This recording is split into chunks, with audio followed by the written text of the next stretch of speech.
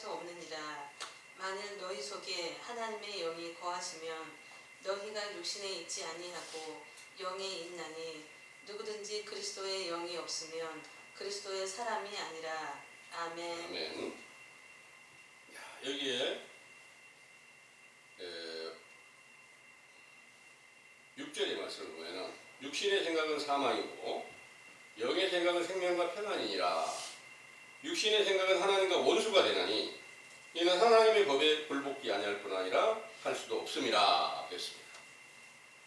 육체로 살면서 육신의 생각으로 살고 있지 않는 사람이 있을까요?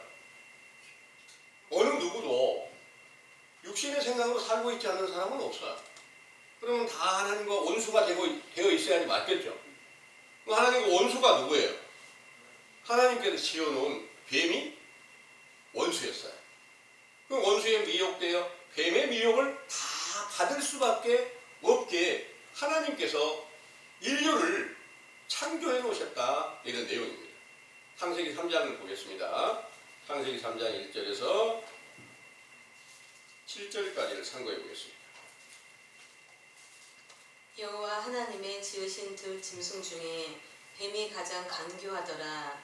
뱀이 여자에게 물어 가로되 하나님이 참으로 너희더러 동산 모든 나무의 실과를 먹지 말라 하시더냐.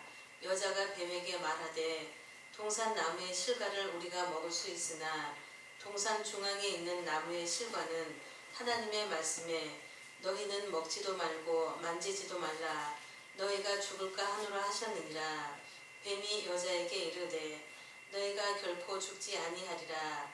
너희가 그것을 먹는 날에는 너희 눈이 밝아 하나님과 같이 되어 선악을 알 줄을 하나님이 아심이니라. 여자가 그 나무를 본즉 먹음직도 하고 보암직도 하고 지혜롭게 할 만큼 탐스럽기도 한 나무인지라. 여자가 그 실과를 따먹고 자기와 함께한 남편에게도 주매 그도 먹은지라. 아멘. 아멘. 그리고 7절의 말씀에 이에 그들은 눈이 밝아 자기들의 몸이 벗은 줄을 알고 무화과나무 잎을 엮어 치마를 하였더라 했습니다. 여기에 하나님께서 뱀을 치어 놓으셨어요. 가장 간교한, 짐승 중에서 가장 간교한 뱀을 지어 놓으셨단 말이에요. 왜 지었을까요? 모르고 잘못 지었을까요? 하나님이 만약 잘못한 일이 있다면 그건 완전하시다고 볼 수가 없잖아요.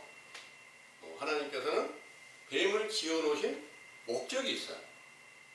모든 사람들이 전부 다 뱀의 미혹을 받을 때가 있게 하시기 위함입니다. 그 신약의 증거로 나타나셨어요. 예수님이 육체로 처음 선지자 세례 요한을 세상에 보냈을 때 온 유대 나라가 전부 다 뱀의 미혹이 되어 있다. 그래서 너희는 복사의 자식이다, 이렇게 말씀하셨으니까요. 이 모든 일들을 성경은 전부 다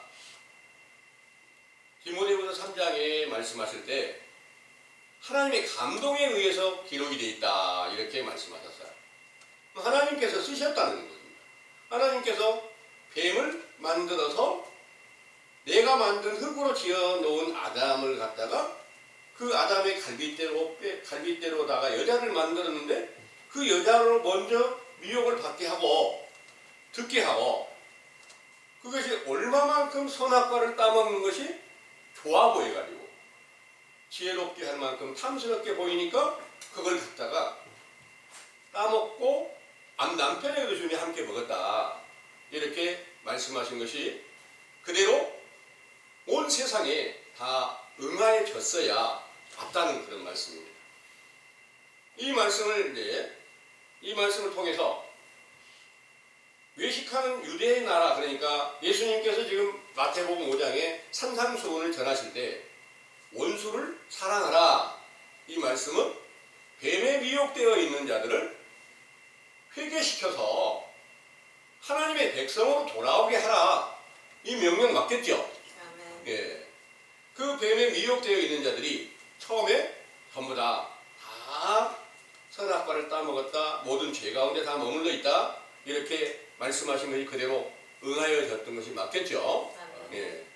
그러면 여러분들이 확실한 진리의 법을 듣기 이전에 아, 내가 하나님 앞에서 헐벗고 있구나 하는 것을 알까요? 벌거숭이가 되어 있다는 걸 알까요? 헐벗었다는 말은 무슨 말이에요? 성경에 헐벗었다는 말은 아무것도 입지 않았다는 그런 내용은 내가 하나님의 구원을 얻지 못하였고 구원의 옷을 입지 못하였고 하나님의 의로운 행실을 행하지 못하고 하나님의 법대로 행치 못하는 이런 사실을 올바르게 깨달았을 때 비로소 내가 벌거벗고 있구나 하는 것을 깨닫게 될 줄을 믿으시기 바랍니다. 아멘. 그러면 여기서 선악과라는 게 뭘까요?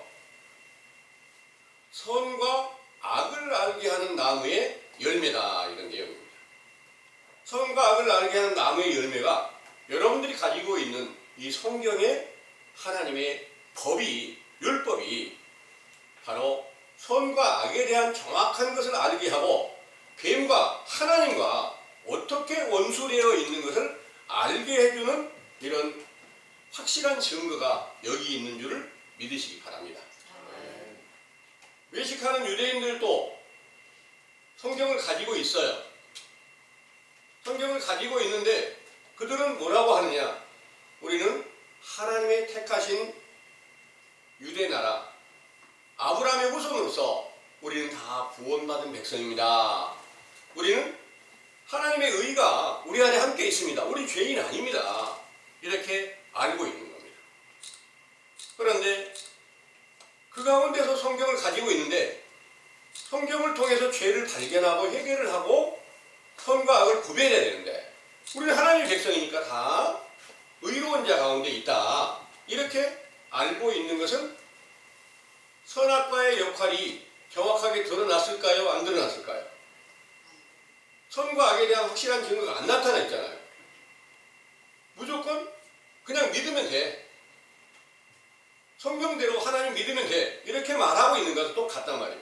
선과 악이 드러나 있지 않아요.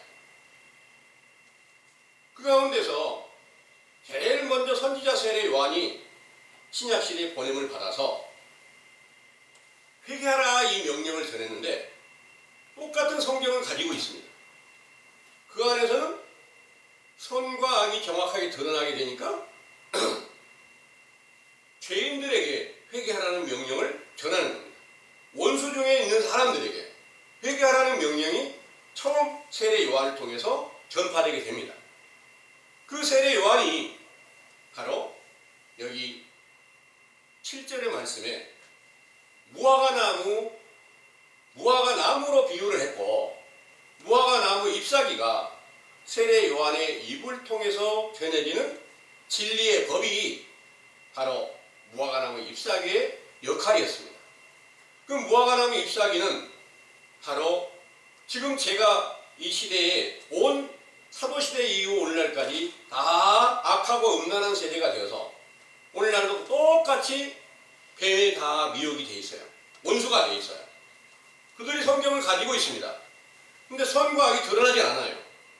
다 믿으면 구원받는다. 이렇게 알고 있습니다. 그런데 이제 정확하게 선악이 드러나게 하는 이 감람원의 교훈이 바로 무화과 나무로 비유한 참 하나님의 보냄을 받은 선지자 세례 요한의 때에 속한 교훈으로서 여기서 이 교훈을 듣고 선악을 구별해서 아 내가 헐벗었고 죄 가운데 있구나 이 사실을 인정하고 요단강에서 세례를 베풀었던 것처럼 내가 물세례 가운데서 죄를 자복하고 회개하는 자리에 돌아왔구나 이 사실을 인정하면 무화과나무 잎사귀로 치마를 해입는 과정이 임하게 될 줄을 믿으시기 바랍니다. 아멘. 이때 하나님과의 관계가 다시 이루어지게 되는 겁니다. 하나님께서는 선악과를 따먹고 무화과나무 잎사귀로 치마를 해입기 이전에 하나님께서 명령하시고 나타나지 않으신 겁니다. 그런데 다시 나타나셔서 거기 이제 창세기 3장 8절부터 먼저 11절까지 한번 읽어보겠습니다. 그들이 날이 서늘할 때에 동산에 13절까지 읽어주세요. 예. 동산에 거니시는 여호와 하나님의 음성을 듣고 아담과 그 아내가 여호와 하나님의 낯을 피하여 동산 나무 사이에 숨은지라. 여호와 하나님이 아담을 부르시며 그에게 이르시되 네가 어디에 있느냐. 가로되 내가 동산에서 하나님의 소리를 듣고 내가 벗었으므로 두려워하여 숨었나이다. 가라사대 누가 너의 벗었음을 너에게 고하였느냐.